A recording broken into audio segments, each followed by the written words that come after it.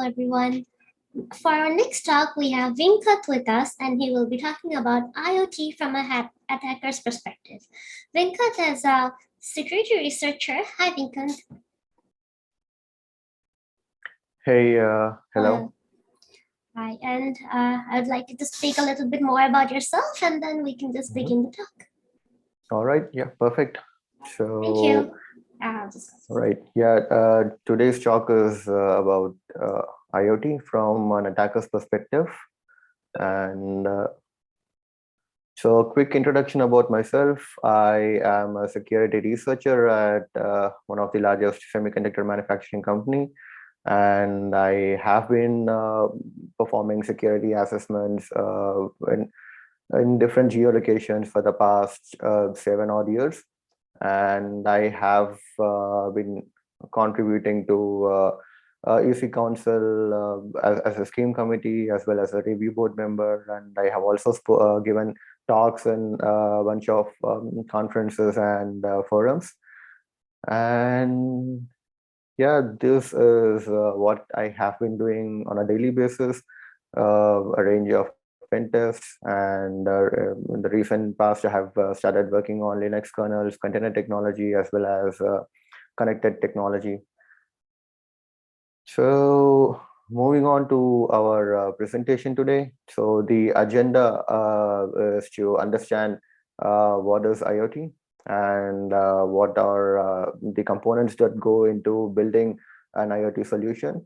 And we'd also be looking at the attack surface and what new attack surface is introduced in IoT as compared to a typical web application or a mobile application solution, right? So yeah, we would also be looking at each component, or rather each attack surface from an attacker's perspective, to see how each of it can be compromised, and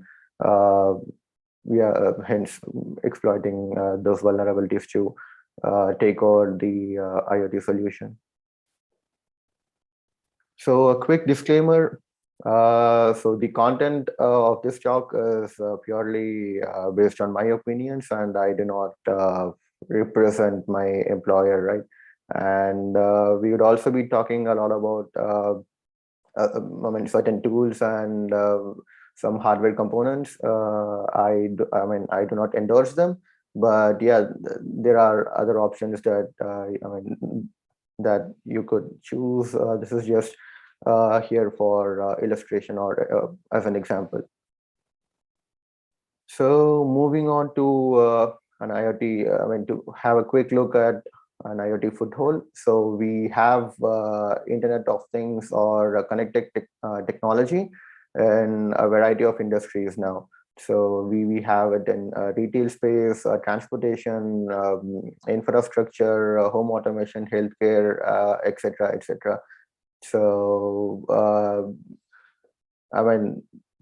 today we'll be looking at the IoT security posture with references to home automation, because that is something that we can easily relate to in terms of understanding the security concepts of an IoT solution. So moving on, so this is just to give you a quick idea of what kind of connected technology we have in each vertical. So as a home consumer, there are a bunch of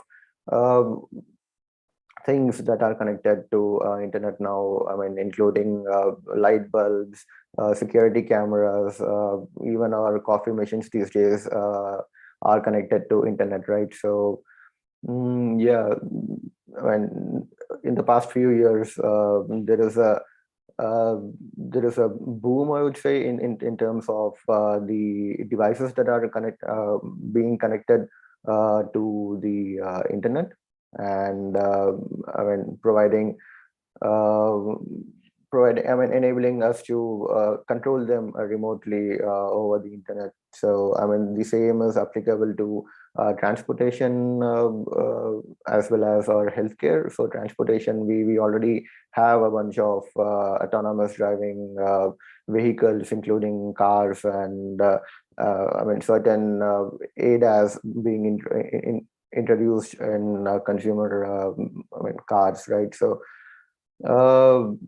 we would be looking, I mean, we'd be diving deep on the home automation side of things in the upcoming slides.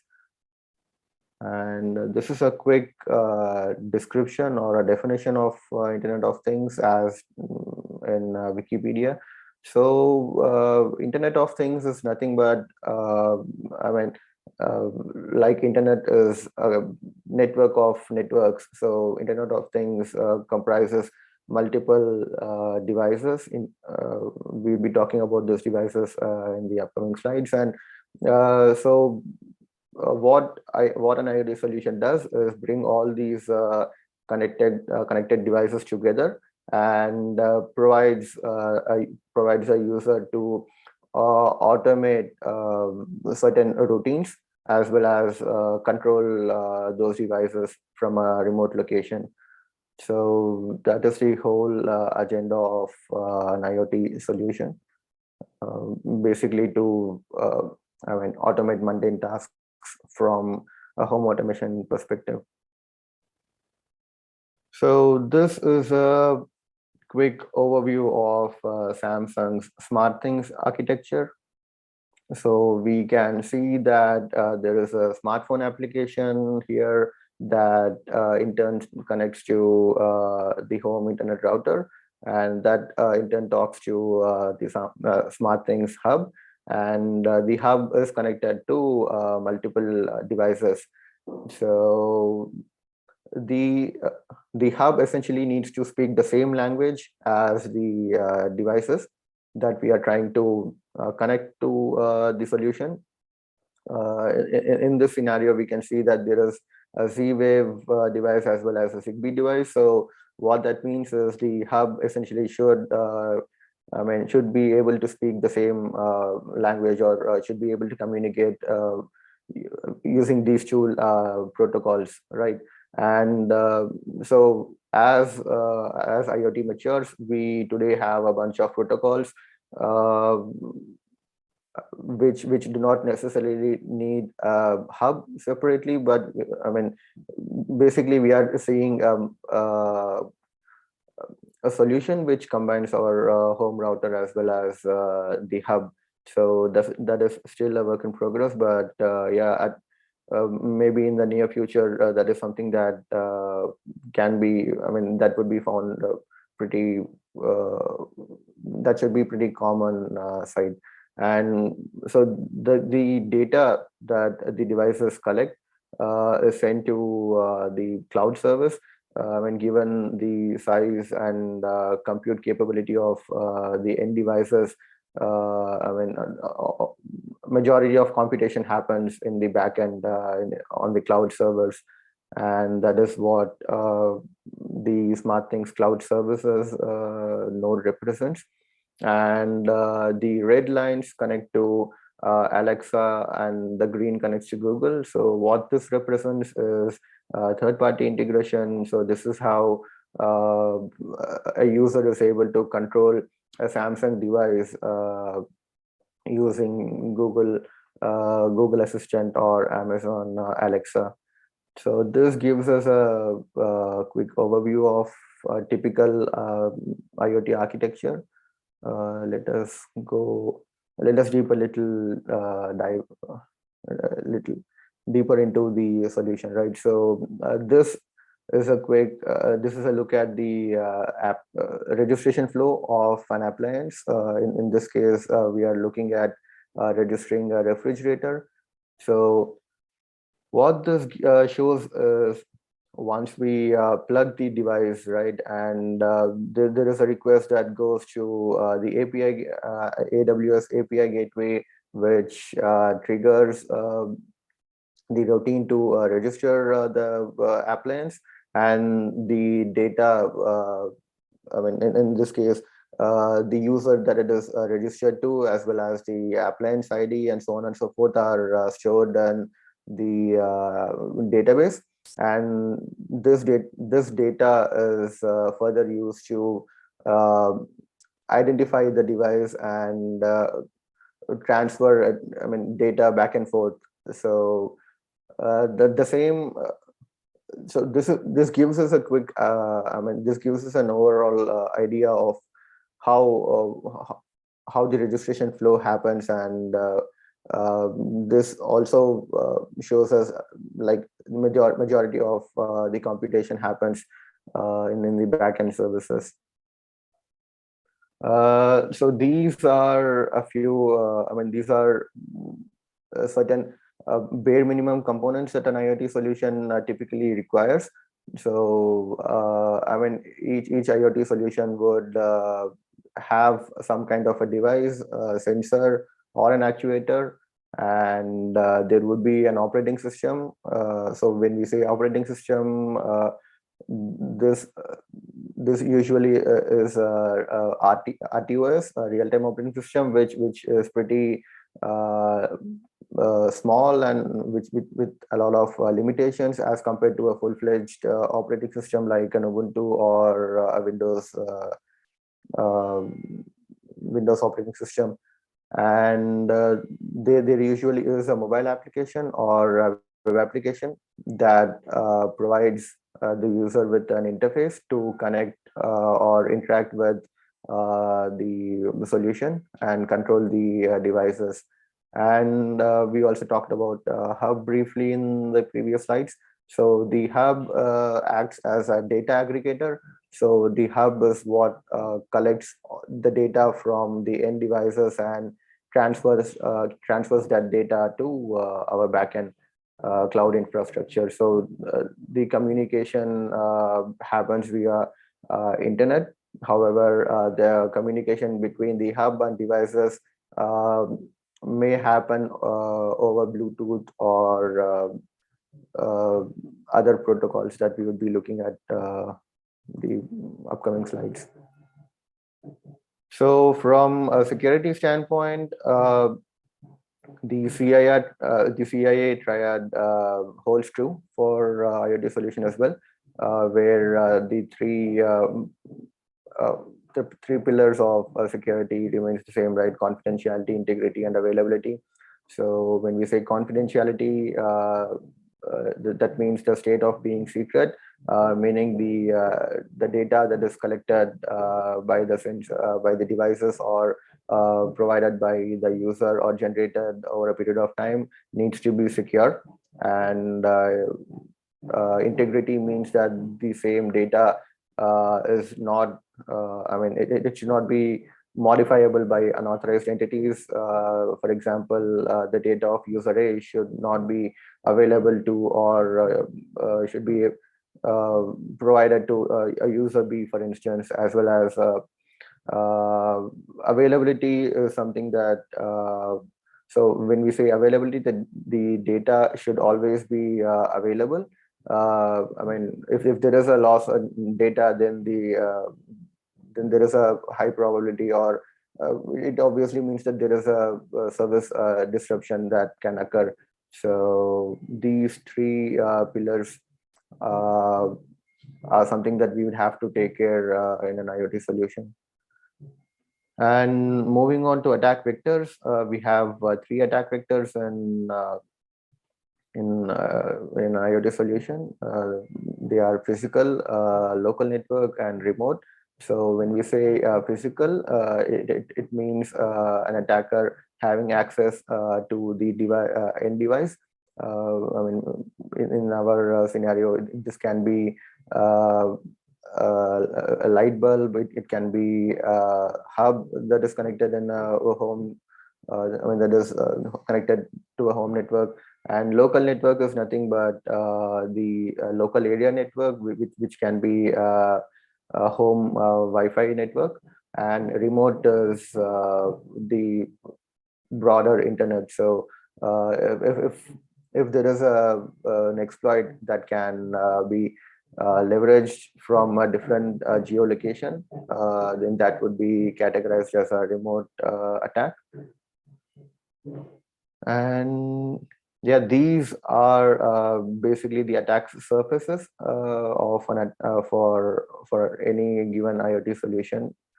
And so this includes our device hardware, firmware, memory, local storage, operating system, software update mechanism, network communication, web interface, mobile application, cloud infrastructure, as well as third-party interaction. So arguably, the device hardware, firmware are some of the newly added attack surface for IoT, which are not that prevalent in a typical web or mobile application scenario, right? So we would be looking at it a little in depth. And so what is a device, or what is a thing in IoT? That is Internet of Things, right? So thing is nothing but an embedded device. So here we take an example of a bulb. So a typical bulb would just have a filament or an LED or an LED that lights up when we turn on the switch. So in this case, we have a logic board that is connected to the LED. So this enables us to control it remotely. So this is how we are able to send a bunch of commands to the light to turn on or flicker or do a bunch of like change the color of it and so on and so forth. So this is an example of a thing. And moving on to device hardware. So talking about device hardware, since an IoT solution would have a huge number of connected devices, right? So not all devices are physically secure in terms of, there may be a few devices that are positioned in your backyard, which is not as secure as compared to something that is placed within, inside a house, right? So this opens up a lot of possibilities for an attacker to be able to compromise the network, leveraging these hardware, physical devices. So we'll be looking at a few common scenarios here. And so each logic board, typically has either of these debug ports. So okay, so these days we do not, there is a requirement that say, as a security best practice, none of the debug ports should be present in a production ready device, but not all manufacturers follow this pretty strictly. And even though if the port is physically removed, those connections are still in place, which an attacker could easily solder pins onto those connectors and regain those debug functionalities. So yeah, so a bunch of debug ports such as JTAG, UART, SPI, or I2C can be leveraged to connect to the device. And so here in the photo, we can see that there is a JTAG port which is available on the device's logic board. And so what this enables us to do is, for instance, this is so the device that we see on the right hand image is a logic analyzer by Sally.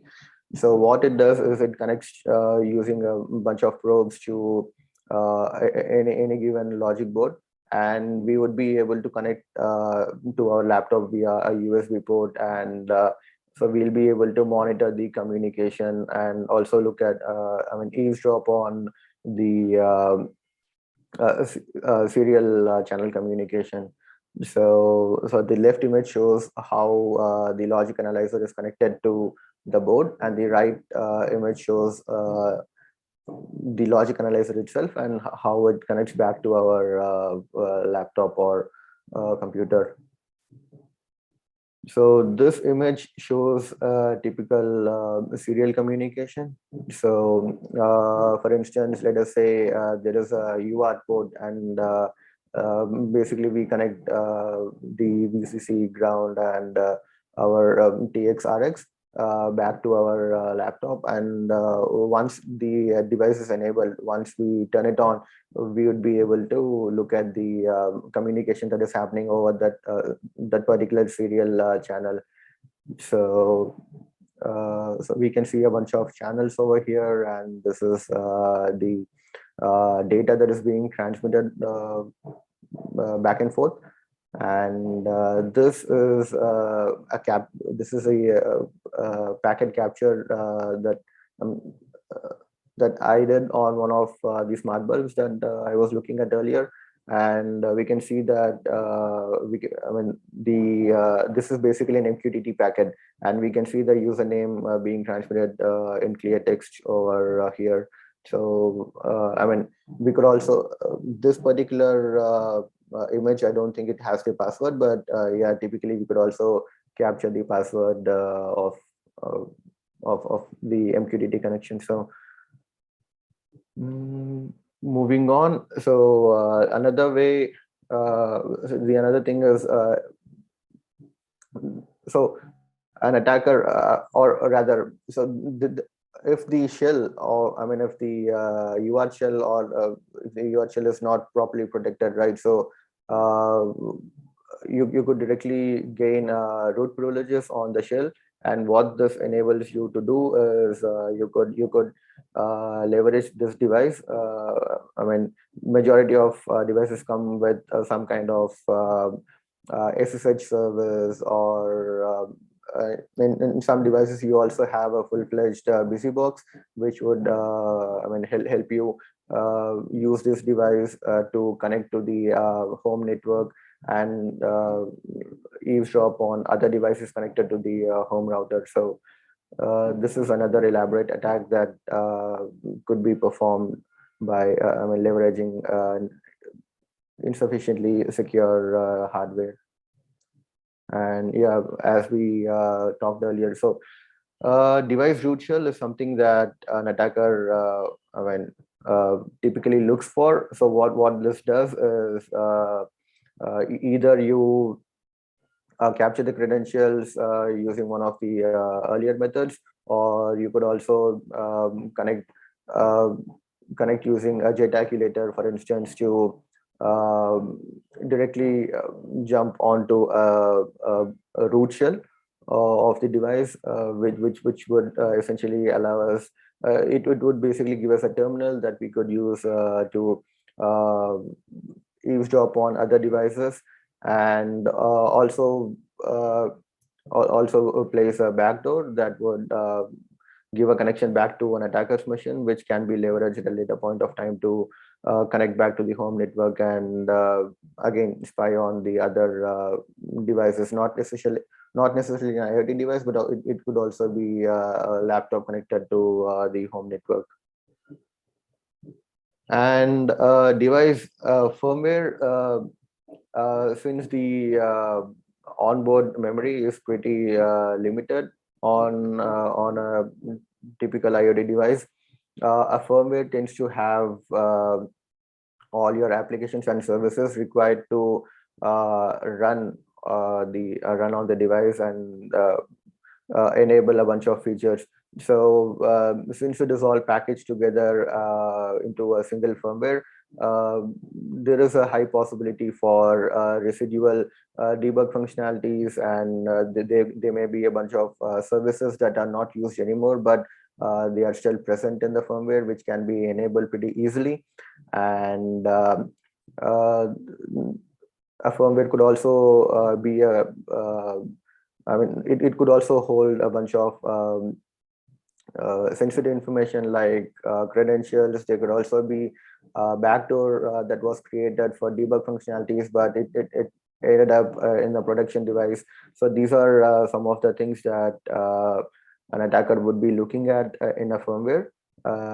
So to actually get the firmware, you could dump the firmware directly from device, You could also capture the firmware during an over-the-air update, or by, I mean, for instance, let us say there is a device that updates its firmware over Wi-Fi, and if an attacker is already placed in a man-in-the-middle situation, he could eavesdrop and he could capture that firmware. So that is another way. The other way is to download firmware updates from update repositories. There are, I mean, some OEMs provide have a repository that is accessible by public to download their firmwares and capsule updates, which can be downloaded by an attacker. I mean, usually an older device does not tend to get firmware updates, so an attacker could leverage an older firmware and come up with an exploit which can be used on those devices that are still in use. And so these are a few tools that one attacker can use to extract the firmware and dissect it. For instance, Binwalk is a pretty common tool that is used to extract file systems from firmware and analyze it. Same goes, I mean, even the firmware modkit could be used for similar purposes. And so the first image shows us, I mean, is the photo of a JTagulator. So JTagulator is something that we talked about in terms of connecting to, I mean, this could be used to connect to the JTag port on the device. And so this the JTagulator works as kind of a plug and play, right? So it comes with its own application that can be installed on our laptops, and it so all you need to do is connect the VCC, and I mean, you should connect the JTagulator to the appropriate JTag port on the device, and all you need to do is enter the appropriate baud rate, and if the device does not have sufficient security mitigations in terms of having I mean, there are a bunch of devices that don't even ask for a password before letting you into a shell. So in those scenarios, as soon as you plug in, you would directly be provided with UART shell with root privileges, which you could abuse, right? And yeah, the second image shows bus pirate. So in case you do not have an update firmware repository, or you're not able to get the firmware via OTA, then this is another way to extract firmware from the device. So this typically connects to your debug ports, and you could leverage it to download the firmware from the device itself. So these are some of the ways how you could interact with the device itself.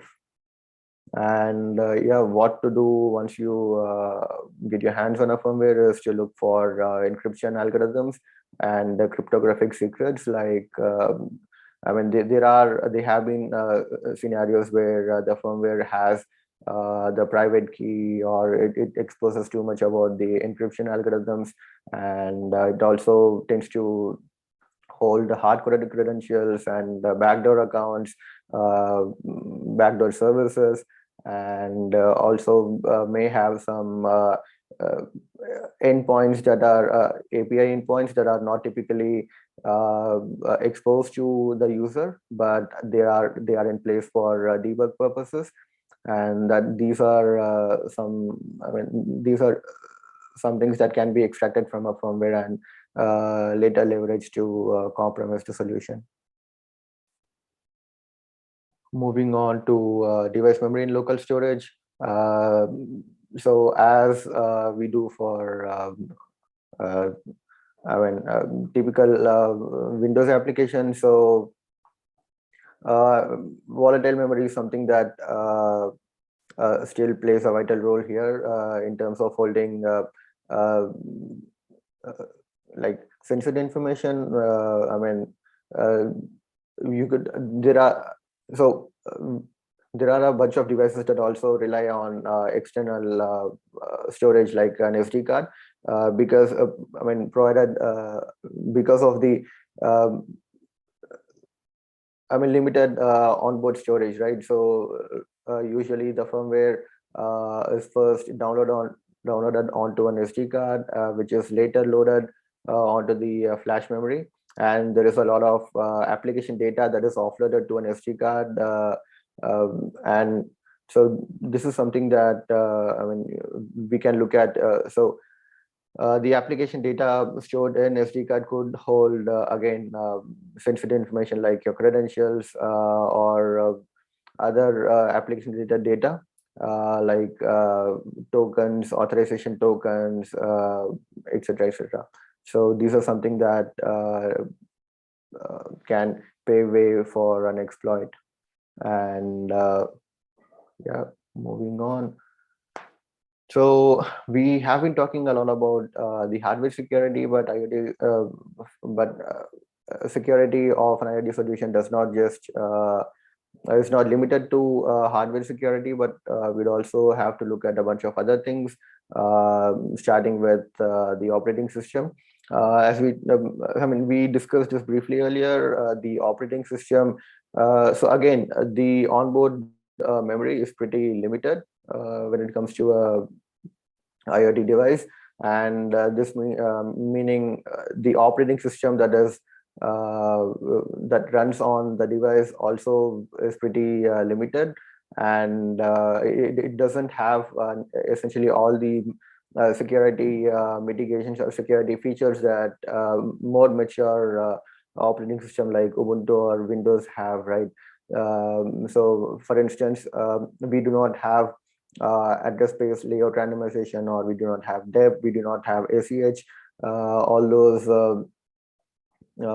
security features are not available in a typical RTOS that is run on an IoT device. So this means that we would have to, I mean, the developers and the validation team would have to take extra efforts to avoid buffer overflows, and also make an extra effort to look at the memory handling, because since we do not have these mitigations in place, I mean, if there is a buffer overflow condition, then it is easier for an attacker to exploit it while compared to other mature operating systems.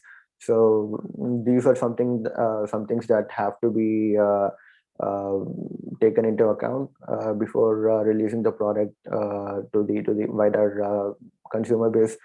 And we would also have to look for misconfigured or vulnerable services.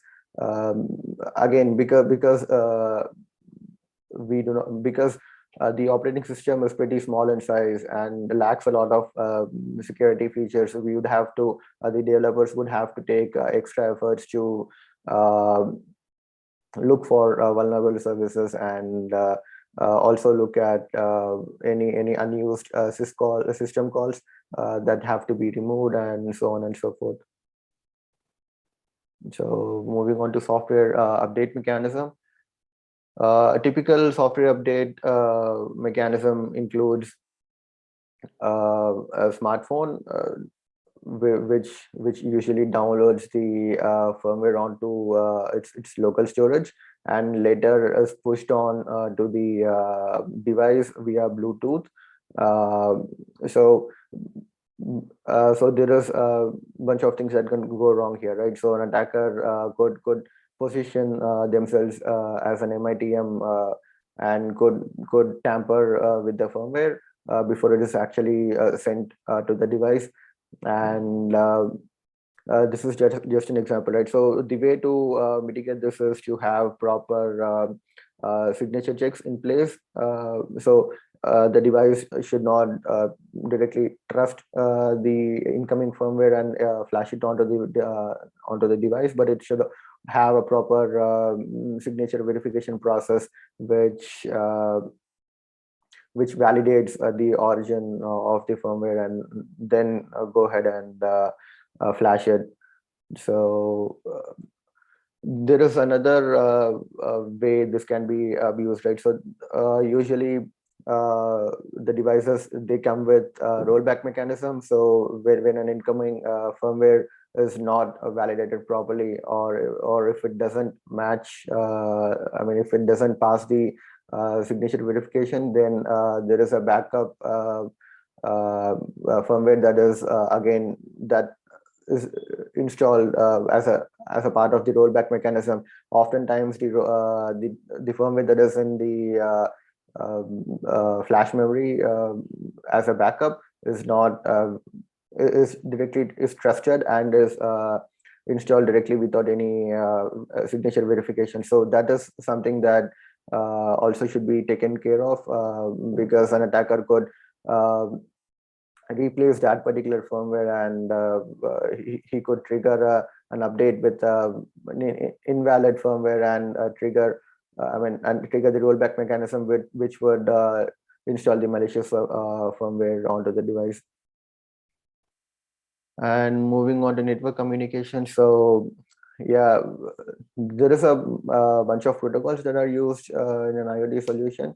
So usually the devices talk to the hub using MQTT, NFC, Zigbee, and Z-Wave, and the hub in turn connects to the backend services over Wi-Fi and cellular. And there are a few home, connected devices at home that directly connect to the router and communicate over Wi-Fi. And so there are a few tools that can be used to capture these communication, to capture these packets and analyze them for unencrypted data, and also capture certain requests which can be replayed at a later point of time to trigger the same action that was performed earlier.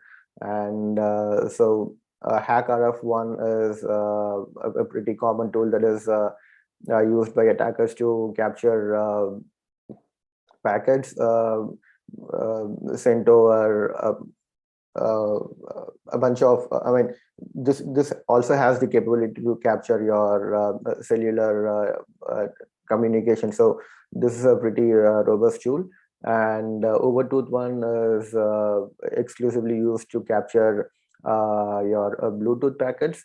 And so if the Bluetooth communication is not secure, if it is not adequately secure, this could help us in terms of capturing Bluetooth packets, and also let us replay certain packets to achieve, to perform a unauthorized action. For instance, turn on the light. If turn on the, we could send the command to turn on the light by just replaying the exact request, because that already holds your authorization token and etc. So from the software side of things, we could use Wireshark to, let's say we are able to connect to the home network, and Wireshark is a good tool from a software standpoint to capture the traffic and also analyze the captured packets. We would be looking at one of the packets in the upcoming slides. So this is how Wireshark GUI looks like. And again, this is an MQTT packet that I captured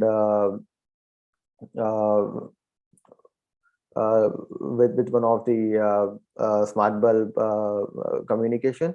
So here we can see that the username as well as the password is being sent over clear text, and anyone connected to the network could easily capture this request, and they could authenticate themselves the next time around they want to connect to that particular device. So this is an inherent issue with an MQTT connect command, which usually sends out both username as well as the password in clear text. So we also need to look at the web as well as mobile applications, and we have been, I mean, attackers have been looking at these applications for a long time now, a relatively longer time while compared to the hardware devices that have been introduced by IoT solutions, right? So uh, the typical things that can go wrong here is, as we discussed earlier, there could be certain API endpoints that are not that were not developed for end users usage, but for certain debug functionalities or for as a service API. So those could be exposed to the to the attacker, which can be later abused for performing malicious activities, like performing unauthorized actions in terms of, again, switching on or switching off bulb in a home network. So this is a quick look at Shodan. So Shodan is something that shows you that gives you an idea of all the connected devices globally. So uh, let us say uh, there is an exploit of one particular baby monitor web application, right? So you could easily use Shodan to get a list of all the web UIs that are connected to the internet, and you could directly replicate that exploit on all those devices globally. And essentially, what would this would give you with access to a bunch of network, and I mean, you could again compromise the whole home networks this way by sitting in a different geolocation altogether. And so this so we just looked at MQTT earlier, right? So you could just filter all the devices by the MQTT port, which is 1883 here, and this gives you all the devices that are connected and communicating over this particular port, which is essentially MQTT communication. So moving on to cloud infrastructure. So cloud infrastructure is pretty is pivotal in an IoT solution, because this is where all the data is offloaded, and because we have a lot of devices connected globally. So the data is constantly being pushed to the backend services, and it is constantly being stored in the cloud infra, right? So this information is extremely sensitive, and I mean, in the wrong hands, this could easily be uh, abused by malicious actors. So cloud, when it comes to securing a cloud infrastructure, uh, the user accounts should be properly configured, and the security patches should be up to date, as well as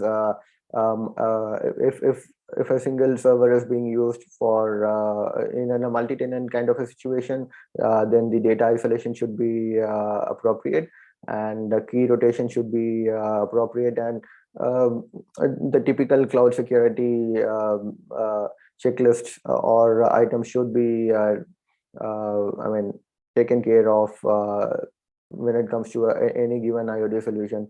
So usually, where this goes wrong is when a certain company goes with less reputed cloud provider, which may not have adequate physical security or appropriate key rotations and security patch updation as compared to uh, someone like AWS, right? So this is something that needs to be given an extra attention while going with a less reputed cloud provider. And third-party interaction is something that we talked earlier. For instance, there is alliance called Matter, which brings together a bunch of companies, right, which interact with each other. And when we say third-party interaction, this is what allows a user to control a Samsung device, as we discussed in our initial slide, where Google Home, Google Assistant, or Amazon's Alexa can be used to control Samsung device. So this is made possible by third-party interactions. And so if the so each company opens up their API, right? So each of the API endpoints should be adequately secured, and also should have appropriate authorization tokens. And I'm sorry, yeah, so these things have to be taken into account. And the primary things that could go wrong here is the disclosure of PII, and excessive sharing of device data, and unintentional data leaks. So these are some things that have to be given. I mean, this requires an extra effort to validate each of the endpoint that is exposed to third parties. And source code review, and this has always been the best way to best place to identify any security gaps, and the same applies here as well.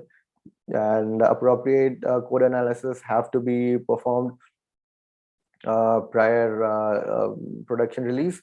And the primary things to look at here are for hard-coded credentials, and any backdoors that may be present. I mean, which would have been introduced for debug functionalities and providing service. And also look for insecure functions, as well as look for appropriate input validations. And yeah, I would like to conclude this talk by saying that, I mean, reiterating that security is not a step but a process. There are new security vulnerabilities that are identified and reported each day, right? So we need to keep a track of all the identified vulnerabilities and keep pushing mitigations or updates with appropriate security patches as and when new vulnerabilities are identified. And thank you all for bearing with me. Thank you for attending this talk. And if you have any questions, please feel free to post them on Discord. Thank you.